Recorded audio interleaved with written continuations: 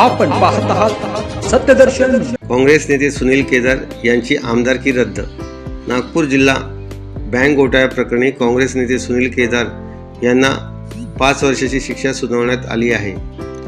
त्यानंतर सुनील केदार यांची आमदारकी रद्द करण्यात आली आहे। नागपूर पोलिसांनी विधिमंडळाला सुनील केदार यांच्या शिक्षेची माहिती दिली असून कोर्टाचे आदेश पाठवले होते।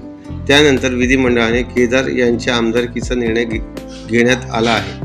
2001-2002 मध्ये नागपूर जिल्हा मध्यवर्ती सहकारी बँकेने Home Trade Limited, Indramani Merchants Private Limited, Century Dealers Private Limited, Syndicate Management Services आणि गिल्टेज मॅनेजमेंट सर्व्हिसेस या खाजगी कंपन्यांच्या मदतीने बँकेच्या रकमेतून सरकारी रोखे खरेदी केले होते। मात्र पुढे या कंपन्यांकडून कधीच बँकेला खरेदी केलेले रोख मिळाले नाही। ते बँकेच्या नावाने झाले नव्हते।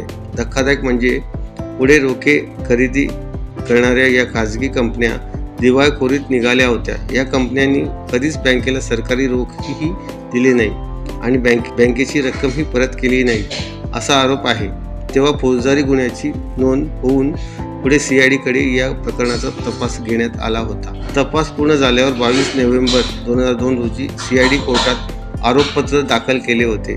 हा खटला तेव्हापासून विविध कारणांनी प्रलंबित होता। नागपूर जिल्हा बँक घोटाळ्यातील खटल्याचा निकाल आज लागला। यामध्ये काँग्रेस नेते आणि माजी मंत्री सुनील केदार यांना दोषी ठरवण्यात आलं आहे।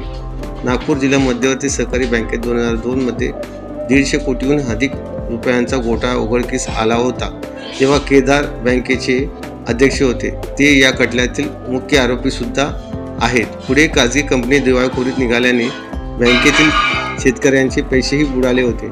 केदार तसेच अन्य काही जणांवर गुन्हे नोंदवण्यात आले। सत्यदर्शन न्यूजला लाईक करा, शेअर करा, सबस्क्राइब करा।